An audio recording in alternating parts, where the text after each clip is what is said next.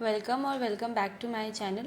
सो आज हम लोग देखेंगे 2 marks question of rule number 21। आप लोगों में से बहुत कोई लोग कमेंट कर रहे थे कि आप लोगों को ये चाहिए, तो मैं यहाँ पर कुछ क्वेश्चंस लेकर आई हूँ। इसमें ज़्यादा क्वेश्चंस नहीं लगेंगी, जितना मैंने दिया है वो सफिशिएंट होगा। तो सबसे पहला question number 1, what is the fine of growing moustache in Shiva's homeland. यानी कि शिवाज होमलैंड, जैसा कि मैंने वीडियो में बताया है, इसकी समरी पूरी मैंने पढ़ाई हुई है, जिसे इसकी पूरी डिटेल वीडियो मैंने डाला हुआ है। अगर आपने नहीं देखा तो आप देख सकते हो। तो शिवाज होमलैंड जो है यहाँ पर इंडिया है, और यहाँ पे इंडिया में मॉस्टेज बढ़ाने का क्या फ़ाइन था, जो जब ये पोएम लिखा गया इस पोएम में। तो the fine of growing a moustache in Shiva's homeland is 100 nickels which should be paid in cash.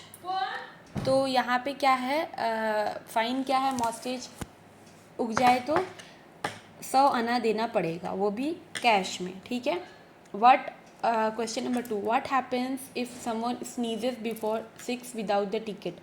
हमने पोएम में पढ़ा है कि उस वक्त, मतलब कि शिवाज होमलैंड में क्या 6 बजे से पहले छींकने के लिए एक टिकट की नीडेड है। अगर कोई इंसान उस टिकट के बगैर स्नीज कर देता है, यानी कि छींक देता है, तो फिर क्या होता है।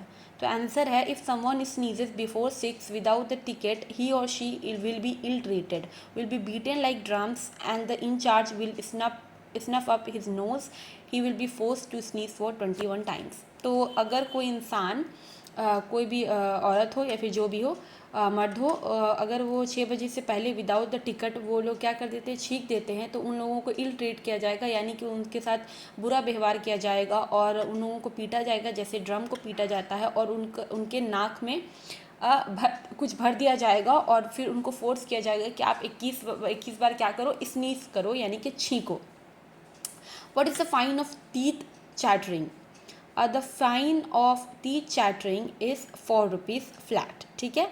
जो बच्चों के दांत ये निकल जाते हैं या फिर आते हैं, तो ये इसका फ़ाइन क्या है, 4 रुपया है, 4 रुपीज़। ठीक है।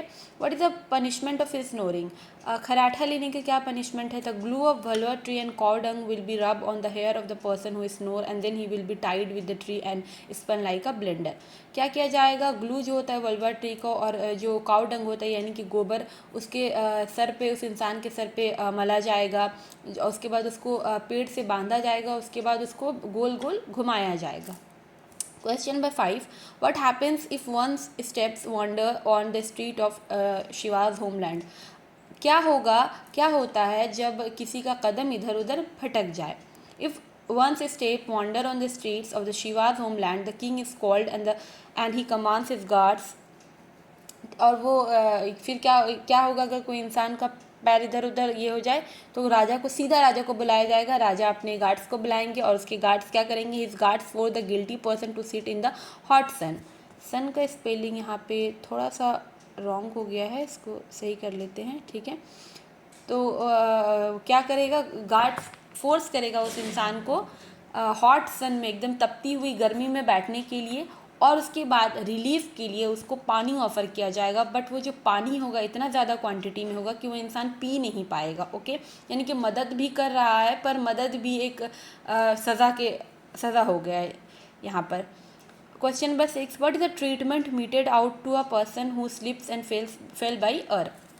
अगर कोई इंसान मिस्टेक से स्लिप कर जाता है या फिर वो गिर जाता है, तो उसके लिए भी पनिशमेंट है। The police came to arrest the person who slips and falls by earth, then he is brought to the court and he has to pay the fine of 21 rupees.